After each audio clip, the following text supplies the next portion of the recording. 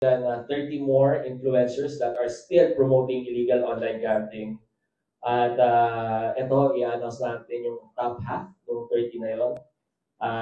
Ang gagawin ho natin dito, immediately, pinapa-take down na natin ho. Hindi lang ho, alam niyo naman si ICC, hindi lang pinapa-take down ng yung mga contents nila, but we will take down their sites as well.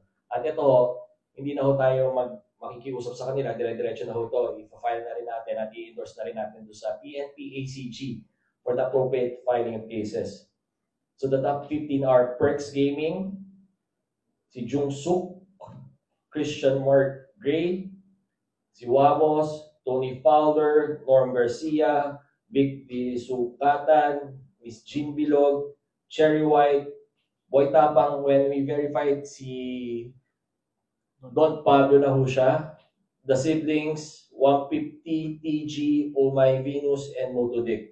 So again, these influencers we would now be asking for the takedown of their sites, and we will be endorsing them to the ACG, PNP ACG for the appropriate investigation and filing of cases.